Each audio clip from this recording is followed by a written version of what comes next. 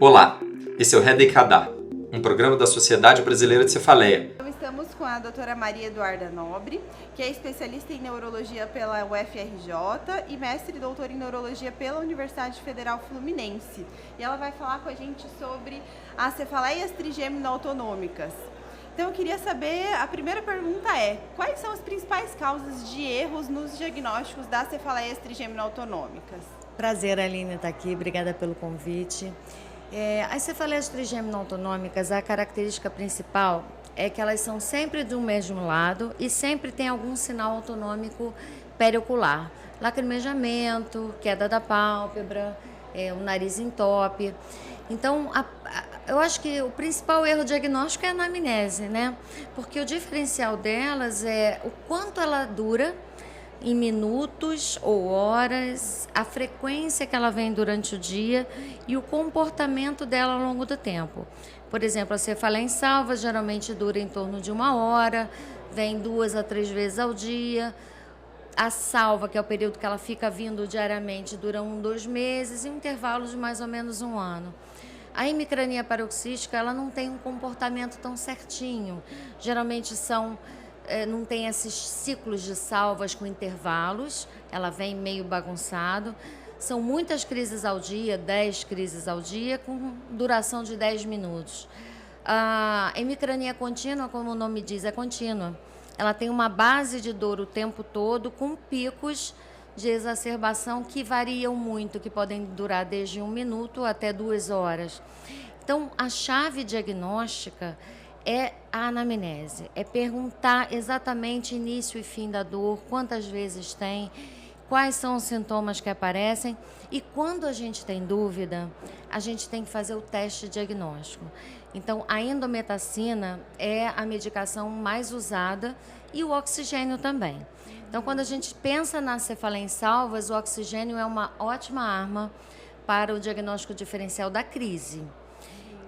Eu até recomendo aos pacientes que aluguem o oxigênio, porque não é alto custo e eles podem fazer isso em casa, numa crise, por exemplo, de madrugada. E se responder, é muito confortável para o paciente ter o oxigênio. E no caso, a endometacina para as cefaleias que respondem, que é a hemicrania contínua e a paroxística. Então, para a gente diminuir erros, a gente precisa conhecer essas doenças e a gente precisa de tempo para ouvir os nossos pacientes, né? Exatamente. E qual que é o perfil do paciente que mais sofre atraso e erro no diagnóstico? Como sempre, a mulher, A mulher, ela tem esse estigma da enxaqueca. A enxaqueca é muito comum. Ela tem uma prevalência de 20% das mulheres. Então, existem muitas mulheres com enxaqueca e que podem ter, além da enxaqueca, a cefaleia em salvas.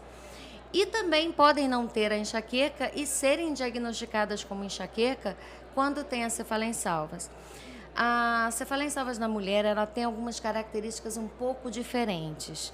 Ela geralmente dá náusea, ela geralmente dá fotofobia. Então, como são características muito típicas da enxaqueca, às vezes até vômitos, confunde muito o diagnóstico se o médico não estiver atento ao tempo de dor, ao padrão sazonal da dor, aos sintomas autonômicos que podem ser discretos e às vezes o paciente não relata, a gente tem que perguntar. Então, uma dica, por exemplo, é falar, filma 1 minutinho a sua dor.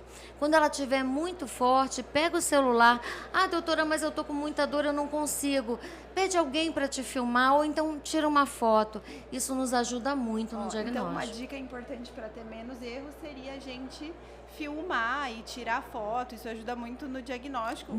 Ajuda pro paciente e ajuda pro próprio médico. Exatamente. A gente a diferenciar as diferentes dores de cabeça e lembrar que elas podem acontecer juntas também, especialmente em mulheres, né? Exatamente. Lembrar que às vezes o mesmo paciente ele pode ter dois tipos de dores de cabeça. E os tratamentos são diferentes. Absolutamente diferentes. É por isso que o diagnóstico é o início de tudo. Tá certo. Obrigada, doutora. Nada, querida.